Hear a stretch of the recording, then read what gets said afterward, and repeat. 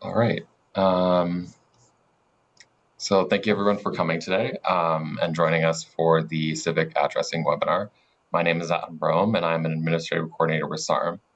We're going to start off today's webinar with a brief introduction to the Adobe Connect platform. We'll then transition into the main presentation, followed by a Q&A session. This webinar will be recorded, and a copy of this webinar recording will be available on our website under the webinars page. To maximize your audio and video during today's session, please either join through Google Chrome or the Adobe Connect desktop app. And if you're joining on your mobile device, please make sure to download the app for a better experience. The chat box is located on the right side of the webinar window and is visible to all webinar participants and facilitators. You can use this to connect with other attendees, bring any technical difficulties to the speaker's attention for troubleshooting, or to provide any other comments and or feedback. There is also a dedicated question and answer box labeled Q&A, which is located right underneath the chat box.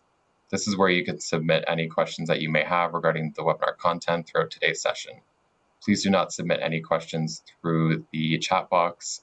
If we do run out of time before your question is asked during the Q&A session today, our presenters will follow up with you directly after the webinar.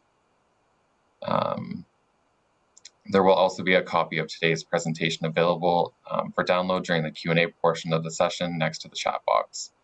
Please let me know in the chat if you're unable to download the file, and I will email it to you directly. And again, if you're experiencing any technical difficulties today, please notify us in the chat box and we'll do our best to troubleshoot. And with saying that, with us today we have Cynthia Mamer with the Canadian Public Safety Operations Organization, and Murray Gunville, who will be joining us during the Q&A session, and he is with the Saskatchewan Public Safety Agency. So Cynthia Mamer is the Civic Addressing Administrator with the Canadian Public Safety Operations Organization and works at the Provincial 911 Emergency Communication Center, located just outside of the city of Prince Albert. Cynthia has been involved in geographic information systems for over 25 years, 15 of which in the public safety sector.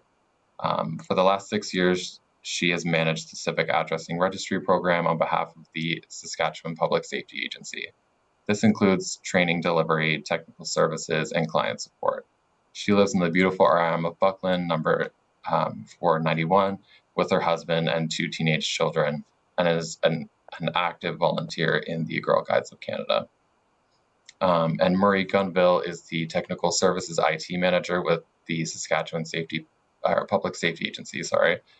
Murray has over 25 years of experience in the information technology field, working in a variety of roles and capacities. For the last 11 years, he has specifically focused on integrating technology in public safety.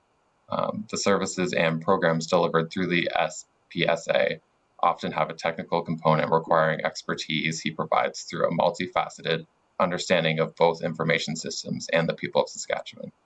With a wide portfolio of technology platforms and programs to cover, staying ahead of the technology curve and keeping in touch with the user community is a big part of his role. Murray spends his off-work time enjoying rural living on an acreage just north of Prince Albert in the RM of Buckland with his wife and 2 children. So with saying that, I will hand it off to Cynthia Mamer. Oh, perfect. Thank you, Adam. So hi, everyone. Welcome to Civic Address Registry. My name is Cynthia Mamer. As Adam mentioned, I'm the Civic Addressing Administrator for the Provincial Emergency Communications Center, managing the Civic Address Registry program on behalf of Saskatchewan Public Safety Agency. I'm very honored to be presenting to you today and inspired by your continued interest in public safety for the people of Saskatchewan. So we have quite a range of participants today, some who are in the middle of doing civic addressing, some who are just about done, and those who have yet to get started. So hopefully there is a bit of something for everyone in this presentation. So first, sorry, getting used to how to use this. Okay, so first we'll be discussing why civic addressing is valuable, especially from a rural public safety perspective. Then review what Civic Address Registry actually is. Next, we'll discuss how to start or restart your community's engagement in the Civic Address Registry program. highlights some of the new developments that communities should be aware of in regards to road naming and signage, share some testimonials from administrators within your communities on what they have discovered while going through the Civic Address Registry program. And there we go. And lastly, highlight our role in supporting you along the way. So why is civic addressing valuable? What is the registry and what part does it play in the public safety continuum in Saskatchewan? Well, there are currently limitations with traditional methods for acquiring emergency locations. Here are some real-life examples. Many of you who I recognize in the forum here have heard before. That have been shared with us by administrators and local emergency responders. So landmarks can change. A 911 call was made in regards to a quad accident. The emergency responders were instructed to cross over a bridge along route to the location. However, the ambulance could not find this bridge, and it had been replaced by a culvert several months prior and caused a delay in their response. Verbal descriptions may be misinterpreted. A 911 call was made to an individual suffering from a heart attack. EMS was provided the legal land description to look for a green and white truck in the driveway. There were multiple properties on the same quarter section, requiring EMS to enter each of the property, look for that green and white truck. When they finally came to the property, they noted that there were two trucks. One was green and the other one was white.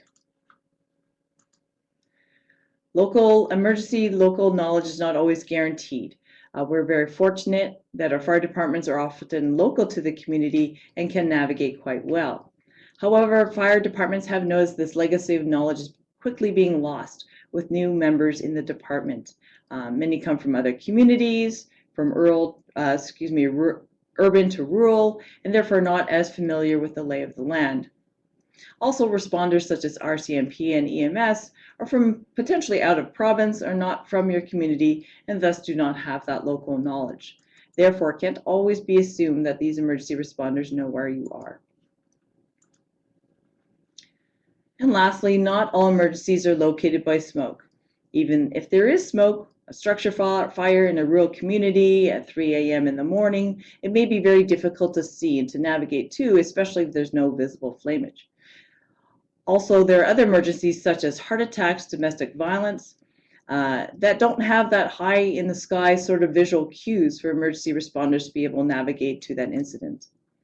Therefore, civic address information, of course, does not replace these means of identifying emergency locations. It just complements it and provides that added information and enhances the ability for call taking and response to any incident. So what is a civic address registry itself? It is a province-wide standardized system of identifying and locating properties by establishing a unique access point location. So what it is, it's a list with addresses that have been suggested, provided to your community for free, and it has those GPS locations, so latitude and longitude locations associated with that. This system can assist call takers, dispatch, and emergency responders such as police, fire, and ambulance in finding a property quickly. And again, civic addressing does not replace but complements already existing methods for locating those emergencies. So here's a diagram that illustrates the relationship of the Civic Address Registry and downstream public safety agency. The Civic Address Registry is already integrated in the 911 call taking system. When a 911 call is made, it's received by the system from the telcos, automatically locating on a map with the address if received by a landline, or it is discoverable on the map if provided verbally from a cell phone caller. This enables the 911 call taker to determine which agency the call is to be transferred to based on the location and the nature of the emergency. The Civic Address Registry is available for use by police, EMS, and fire dispatch systems, and on-the-ground emergency responding agencies can leverage the use of the Civic Address Registry information once the communities they serve complete the validation and provide the information to them at the local level. Then they can use that information that you provide them in their own internal systems, their own GPS, mobile apps, or even map books. And then, of course, that property signage on the ground assists in confirming that these agencies are at the correct location. So according to the Municipality Act, Section 17, subsection 1, a municipality may name streets or roads or areas within its boundaries and may assign a number or other means of identification to buildings or parcels of land. So this just reaffirms that it is the municipality that has that authority to verify the correct road name being used in our public safety systems. And the municipality has the authority to adopt and assign the rural civic addressing system that has been freely offered to them by the province. Okay, so this section, how to start or restart in the program, we'll discuss what is needed, who are possible designated contacts in your community, and what free information and training and support is available. So this voluntary program allows a designated contact person from each community to review and confirm their addresses in the registry. This review will include any previously addressed properties that have been provided by the community, as well as any suggested addresses that were created by the registry for locations where no information was provided.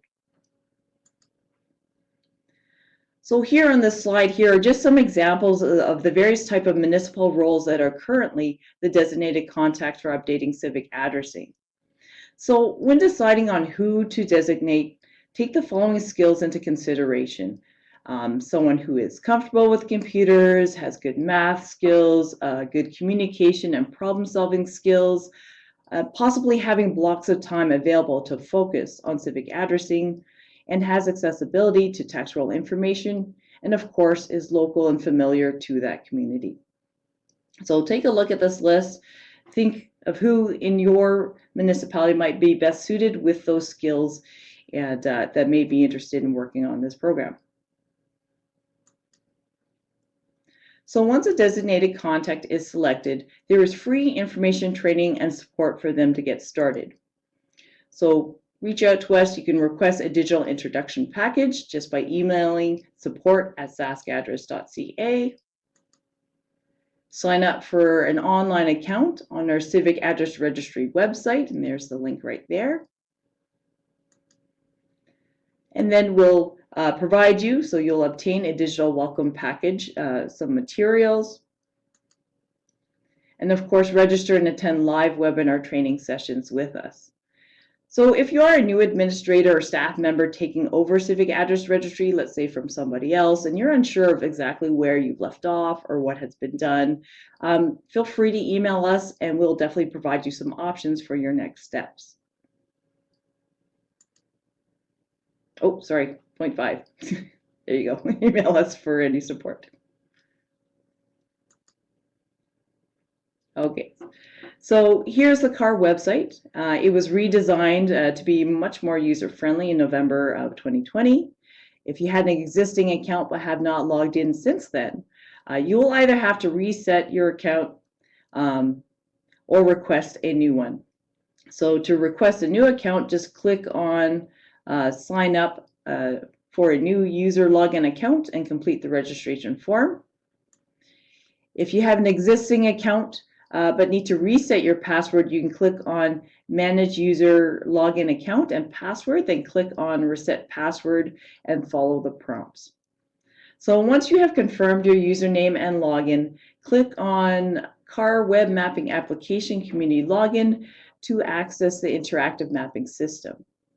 And if you're unsure if your community has an account or if you encounter any issues whatsoever, feel free to contact us here, support@saskaddress.ca.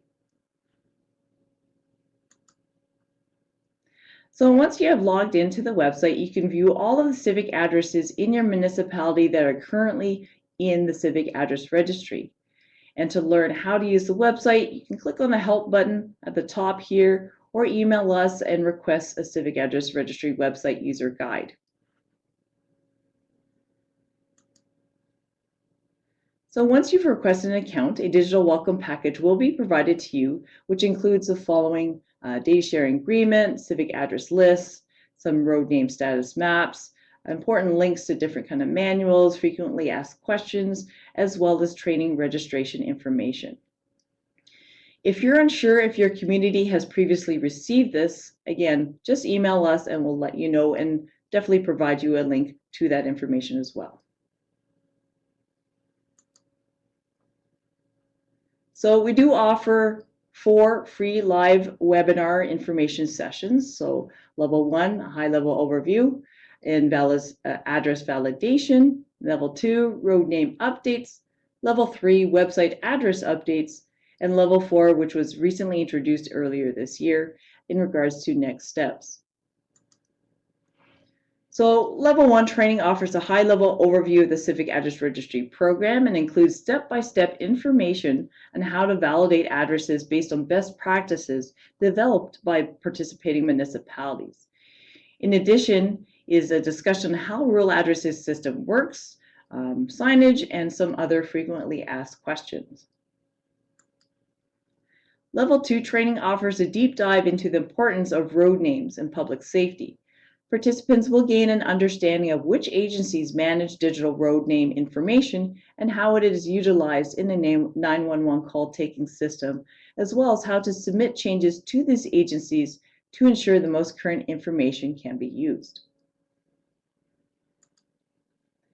Level 3 training is provided after a community has completed Level 1 and Level 2 and has initiated or completed documenting their address review. Participants will learn how to use a website to make updates to addresses online.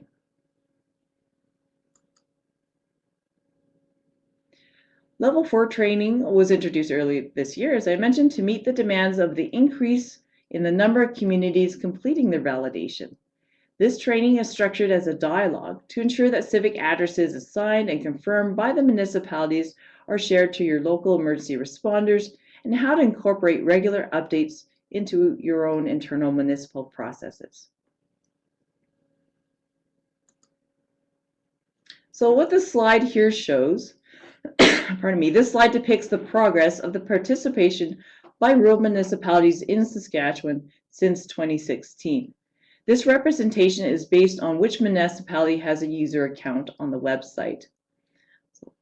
So over here, so the red with the stripes, as you can see some black stripes here, are those communities, those municipalities which have completed or very close to completion of their civic address validation. The red are municipalities that are currently making updates to their civic addresses on the website. Orange are the municipalities that have accounts and are possibly in the process of getting training, or they're reviewing their addresses on paper. And then gray are municipalities who have yet to sign up for the program.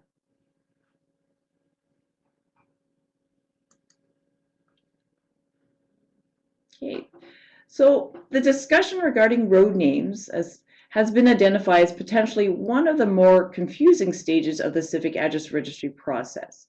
So in this next section, we'll talk about who has authority to name roads, what to consider when naming roads, who to contact regarding the renaming of numbered grid roads, and what road name policies you should be aware of.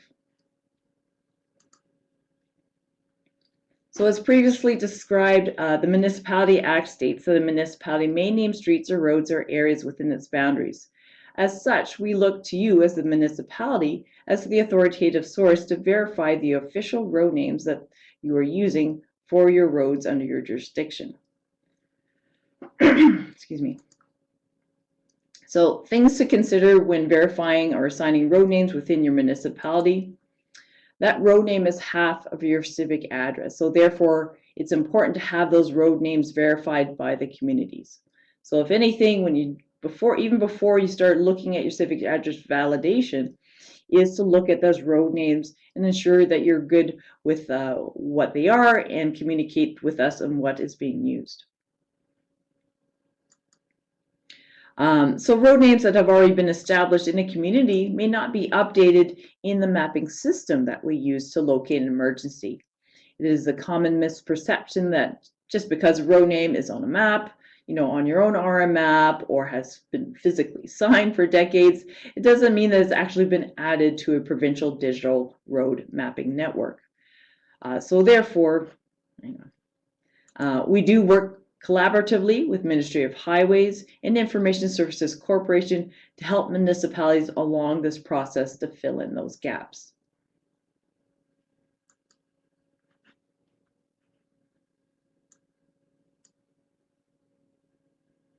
Okay. So through the road name verification process, many municipalities are faced with the decision on how to identify their rural roads and whether to apply a numbered township range road naming system or local common named roads. There are three options that municipalities can consider. So only using township and range road names is one, using a combination of local and common name roads with numbered township range roads where any, oh, hang on, I skipped one. Using only numbered township and range road names, and thirdly, using a combination of local common name roads and numbered township range roads where any particular road only has one name assigned to it is preferred.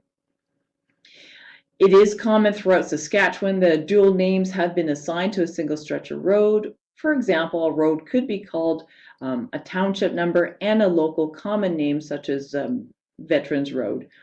This practice is highly discouraged as your civic address can only reference one road name, and it can potentially cause confusion for emergency services to navigate to a location where two different road names are being used.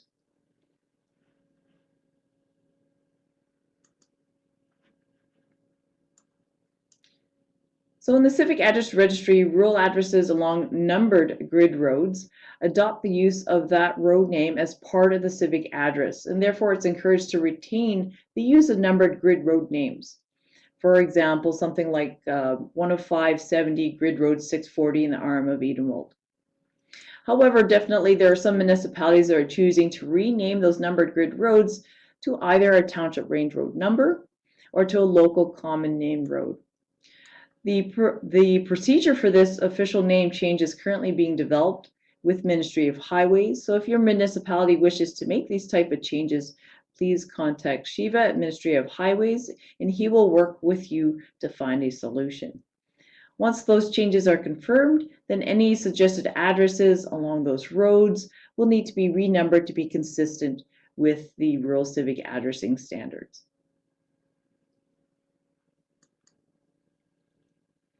In May of this year, Ministry of Highways has updated and developed policies to assist municipalities when naming municipal roads that intersect their provincial highways.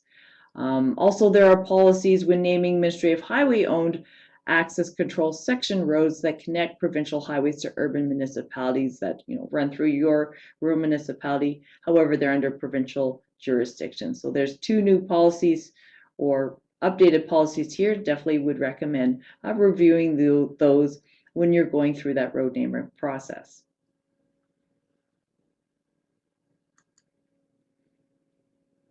All right, so next we'll discuss civic addressing signage, including the authority to assign civic addresses and considerations when ordering and installing civic address property signs.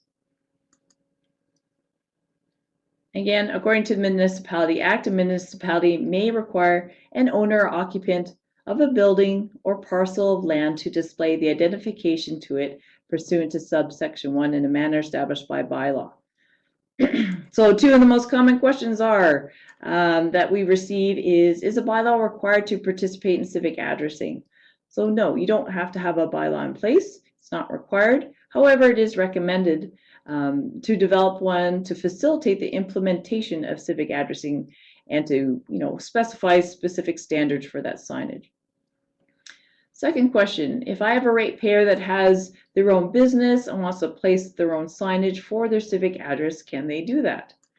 So yes, unless the municipality, so yes, they can. So unless the municipality has a civic address bylaw in place to prevent them or to meet certain specifications, then they can. So yeah, it's dependent on whether or not the municipality has bylaw that describes that.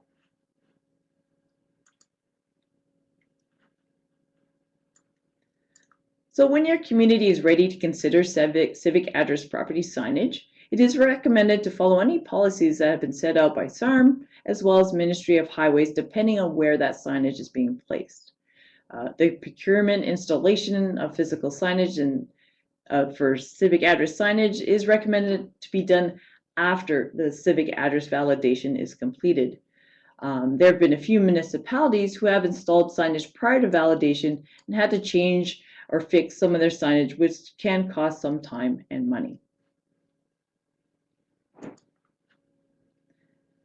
The Ministry of Highways have provided updated policies and procedures for municipalities to use specific to civic address signage in response to the increase of occurrences of signage installation along provincial highway corridors.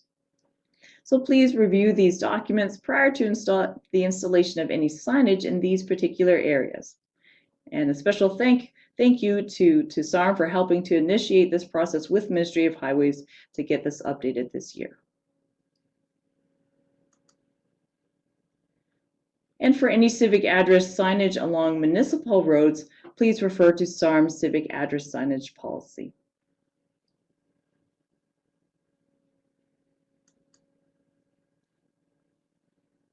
All right, so in the last few years, I've had the opportunity to support many talented, dedicated municipal individuals who are working on civic addressing. In preparation of this presentation, I asked them to provide a few testimonials about their experience in the Civic Address Registry program. For example, for my ratepayers, it was a sense of security for the future as technology changes, and we need to keep up with that. The ambulance is a huge concern in our area as we're all aging. I have an emergency nurse in my RM, and she called to say how happy she was to see these signs up. My commercial business has really embraced this as they felt that sense of these addresses being out there for customers from miles away should be able to find them much easier than before. They felt more current as things seem to be moving quickly. Literally, having a physical address seems to make all the difference in the world. A suggestion I would have for council would be if they are naming, if they were naming roads, would be to keep it simple, keeping signage in mind. A recommendation would be to dedicate the time, if possible, to focusing only on addressing. I think it would be far easier that way. Alberta has been doing this for years. I have a lot of oil and gas contractors working here from Alberta as they do business here. The civic addressing makes sense to them as they already know it. When night blading during winter, the signs are illuminated at night and the patrol operators know there's a driveway coming up. In the country, some people push their driveways out of their yard, which is not encouraged as snow plows can hit them and it's a danger to them at the speed they are traveling. Canadian Census said it was immensely helpful for delivery of packages. And if someone hits wildlife on a grid, it is easier to find for emergency response and conservation officers. So thanks again to those individuals, you know who you are, and I see you there, for sharing your thoughts and your feedback. So lastly, I would like to discuss our role in supporting communities who are participating in the program and revisit the free information and training support that's being offered. So our role is to educate municipal authorities and emergency responder agencies about civic addressing. So if you have any questions, or your local fire department, RCMP, or any kind of EMS folks that you're talking to, or even if you're a member of and you have some questions, please feel free to reach out to us. Provide introductory package, your maps, your lists, data sharing agreement. Facilitate the validation and updating of civic addresses. So if you're going through that validation process and you're not really sure exactly how to do stuff, or you have different don't remember everything from the training or what may have you, feel free to reach out to us. We'll definitely give you some options. Ultimately, the choice and decision on how you want to apply the civic addressing is up to the municipality. Provide technical support in the use of the Civic Address Registry website, and facilitate training opportunities. Oh yeah, and provide the final civic address list. We provide that to you as municipalities, for which you can distribute to your local emergency responding agencies. So again, just to revisit this, so to get started or restarting the program, you can request that introductory package, you can sign up for an online account. All these things trigger us to provide information to you, such as the welcome package, register and attend the live webinar training sessions, and of course you can always email us for ongoing support. And here's some additional information about the Civic Address Registry program and steps on what is involved when voluntarily participating. So a couple links here, definitely check those out when you have an opportunity. And so that's what I have for you today. So thanks for joining me in this presentation. I'm sure hoping there's some takeaways for everyone. Myself and Marie Gunville, the Information Technology Manager with Saskatchewan Public Safety Agency, welcome any questions you may have at this time.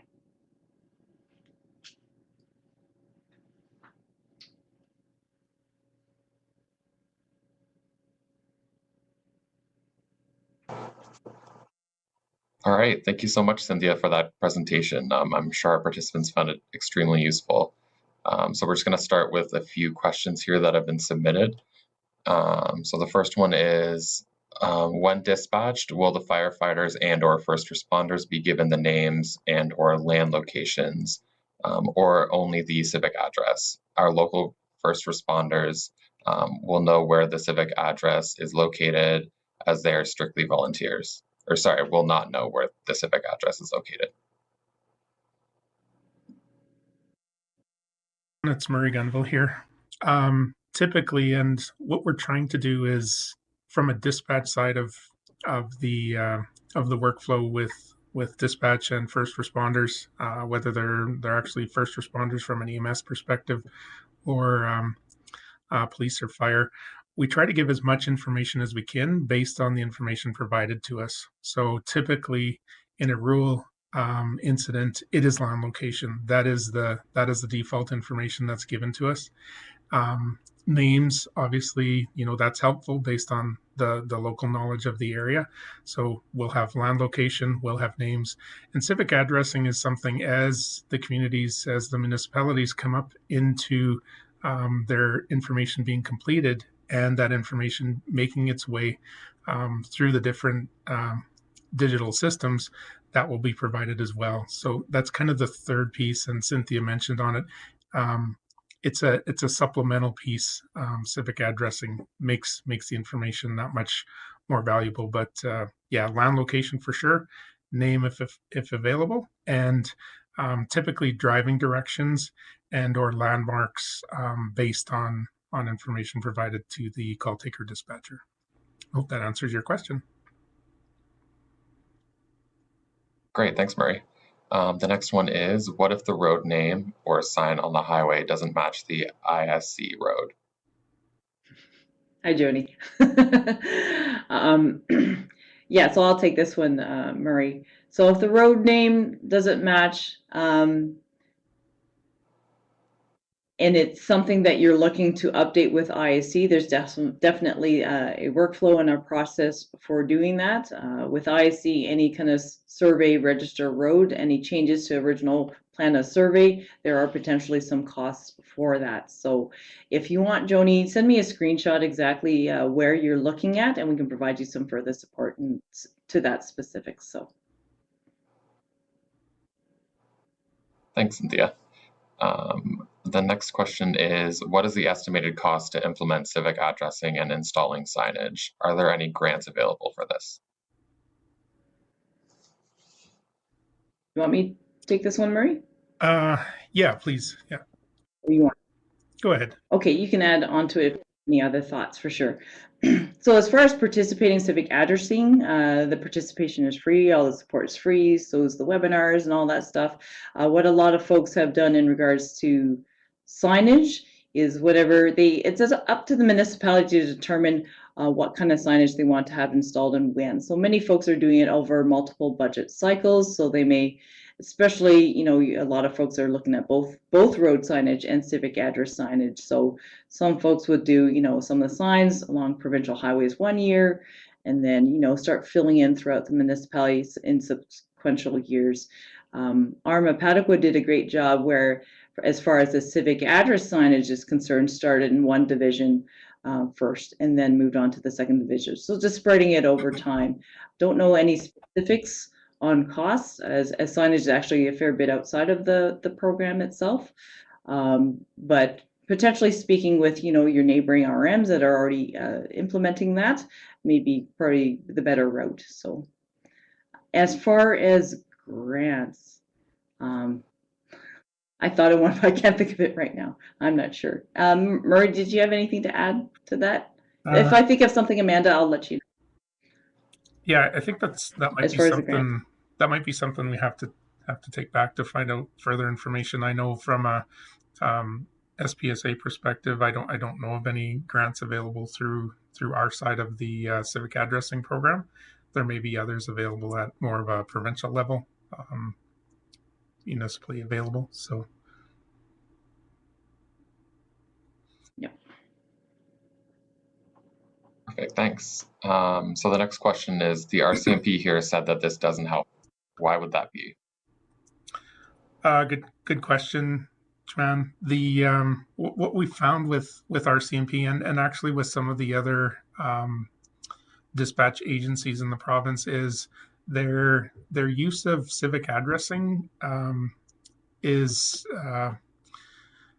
a little bit inconsistent. And from an RCMP perspective, what we're kind of finding is that the local knowledge of civic addressing may not be the same as, say, the dispatcher, the detachment in the neighboring area. So we're finding that there's pockets of areas that are aware of it, and working closely with municipalities to adopt the use of it in their own policing operations. And then we're finding that there's areas that just aren't aware. So I think it's one of those things that as the municipalities come full circle with civic addressing and actually get it completed, that's one of the things that we're helping to reach out with as well with the RCMP. So from a dispatch perspective, RCMP Central Dispatch in Regina, we've provided the civic addressing data set to them to include in their own technology products. Not sure how well they've adopted it. Every technology takes time and effort and money to implement properly. So that's something we're continually working on with them. From an EMS perspective, ambulance dispatch in the province and medical first responder dispatch, we've been working closely with them over the past couple of years to adopt their systems to take better advantage of civic addressing, specifically when municipalities complete their information and validations. So it's kind of a hate to say it, things are a little bit out of sync with it, as some are just starting and some are completing, and the technology kind of needs to get it takes a few cycles and time for the technology to get fully ingrained into different systems. So I hope that answers your question, Joanne. Great, thanks, Murray. The next question is, I believe at one time we had to label our maps and send them to the Department of Highways, or maybe it was the ISC. Does it matter if we don't have that back for level 3 training? No, it does not matter. So I believe, Erica, you're with Surrey Valley, if that's right. Yeah, what I would recommend is definitely, you can reach out to Highways to determine kind of what the status is with your submission, but it's not required to have that completed prior to level 3. It is preferred to have that hopefully confirmed before taking level 4 training. Again, though, that's not required either. As you know, Department of Highways definitely have kind of their own timelines. They're definitely backed up with a lot of submission from municipalities, so we're kind of working with all schedules as best possible. So yeah. Great, thanks, Cynthia. So I'll just give it a second. If anyone has any additional questions, please just submit them into the Q&A. I'll also note that the Files pod has today's presentation uploaded, so you can download it from there as a PDF. So yeah, if you have any more questions, let us know. I'll give it another minute or two, and then we'll wrap things up here.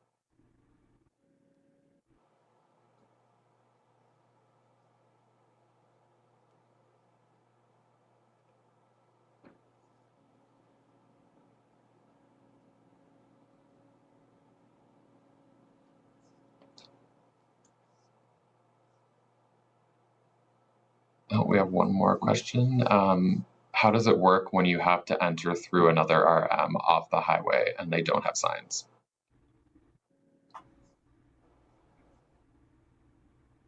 Does that work when you do through another? Okay, sorry, I'm very visual. I'm trying to think how this would work on a map. So Joanne, so what I think I'm understanding from your question is the approach to your property within your RM actually is located in a different RM. And if I'm understanding that right, and you're wondering how the signs would work for that, for the civic address sign. So what we do encourage, because that actually happens quite frequently where the approach is in another jurisdiction.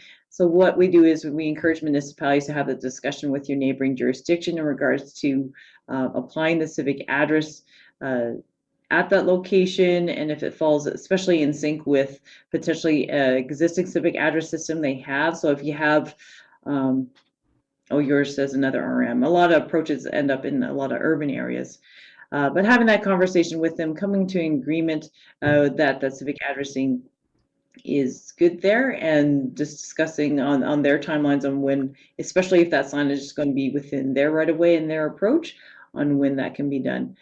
Definitely encourage prior to signage if folks want, I mean, they can, you know, have their civic addressing, definitely provide that when during a 911 call in conjunction with their legal land description to provide us that added information during a call, especially in the absence of having that signage present. So hope that answered your question there, Joanne. If not, just feel free to send us an email. Thanks, Cynthia. I just have one more quick question. Does Google Maps, iMaps, or other GPS navigation systems use the Civic Address Registry?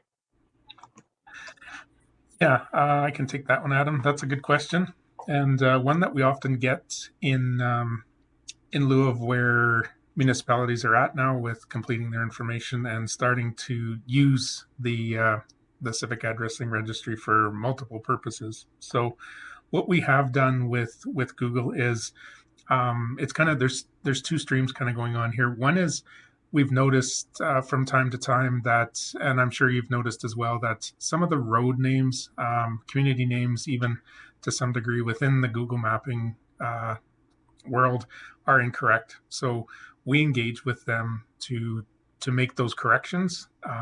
It is the process by which they make the corrections and the timing, those kind of things, that's within their side of things. It's not anything that we really influence other than saying, hey, you know, your information is incorrect. Here's the correct information. So in trying to make their products better, obviously they take that to light and make the changes as best they could. In terms of actually using civic addressing the entire comprehensive data set, we've had some initial discussions with them on what our product is, bringing some awareness to them for where the product fits, what it is, you know, the consumers, all that kind of side of things. And it's really been just starting to scratch the surface on where it could fit within their Google Mapping product world. So it hasn't it hasn't officially made its way into the Google Map product, but we're hoping that through the continual effort of by you guys in the field that are actually updating things and making the data set that much better, that they see value in it now. They're just trying to determine where it'll fit. So we're pushing on that. As for other GPS systems, it's kind of a mixed environment there. We've seen others, other commercial entities looking at civic addressing and seeing it as a very valuable product, and looking how they can bring it into their systems, and others are still kind of sitting on the fence. So as that, I think as it's one of those things, as the completion rate increases, we'll start to see some of the commercial entities take a better picture of it and a closer look at it and say, hey, this is something that we can, either increase data set consistency and accuracy, those kind of things. So it's unfortunately right now it's kind of a timing thing, to be honest, with a lot of that. So as time progresses, it'll get better. Great, thanks, Murray. There's another one here. Wouldn't road names instead of township or range road numbers create more confusion, as the road names could change from one municipality to another? Not potentially. I mean, it is definitely, there are benefits for leveraging the use of number, township, and range roads because it's highly predictable.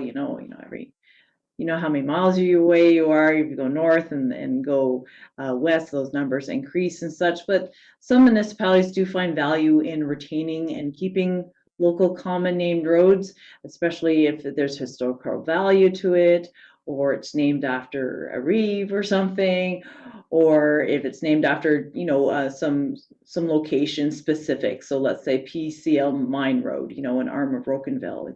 I only have a few examples in my head. So there's definitely some benefits to using that too, and it's very particular to each community. We do, during the training for the level 2 training, kind of discuss those different options to really be conscious of what your neighbors are also using for those township or range roads as well. Of course, we encourage having the consistency across borders too, but that's really up to every municipality and how they want to deliver that. Yeah. Great, thanks, Cynthia. Another one here. How come my rural civic address isn't recognized by my bank or by courier services? Yeah, that's a good question. And again, one that we've received often lately since the completion of more and more of the municipalities.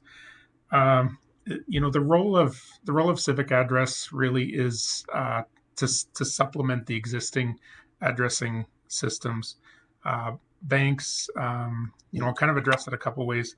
There's those delivery side of things from typically an address where it's a person's name and then a postal code, those kind of things. Those attributes aren't kept within the civic addressing system.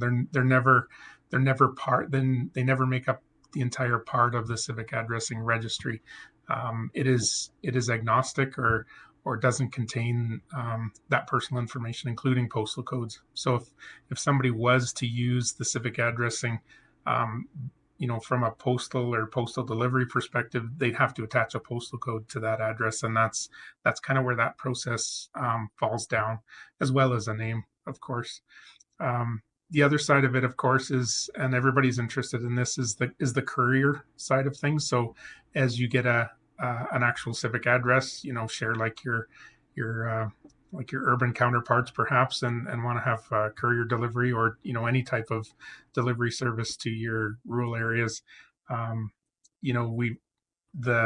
data set itself is available to them to purchase or to use in a commercial application, whether they can make the business case and use that data set, the civic addressing data set, to deliver to any of the different municipalities, that's kind of up to them whether it's within their business model to actually use and deliver to rural addresses. I know from a use case perspective, myself living in the Arm of Buckland, for the longest time, the courier service was never an option. It was either something you had to go into town to pick up, or arrange for somebody else in town to pick it up for you, or to have it delivered to their house. So understand the plight there and the issues there. It's something that I think as the data set matures, as we get more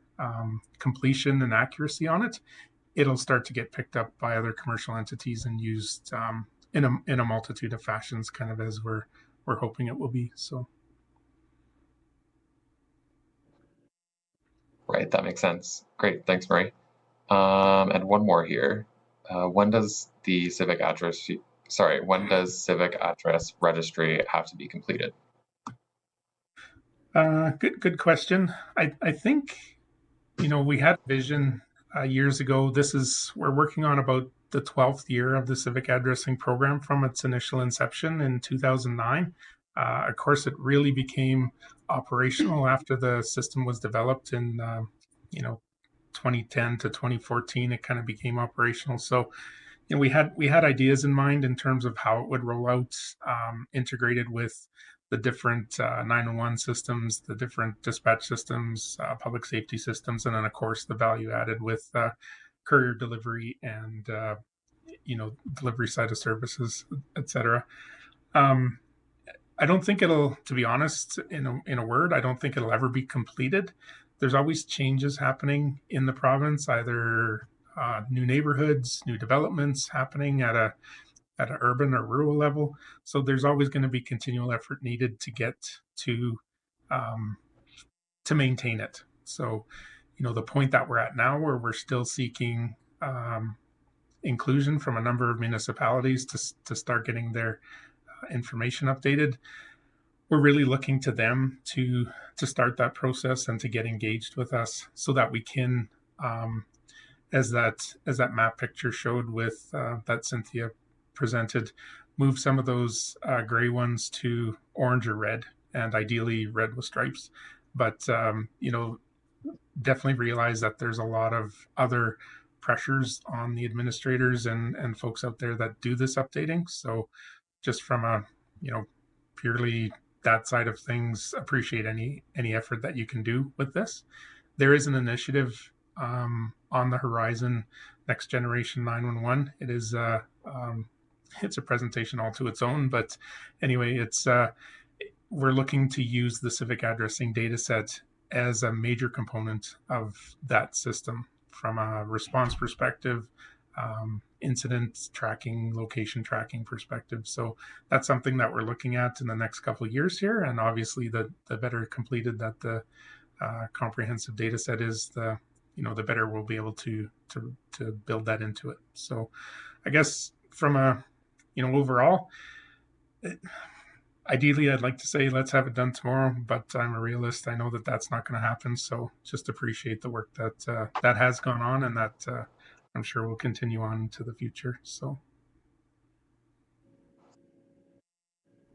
great, thanks, Murray. So there's one more note just about the internet consistency in rural areas.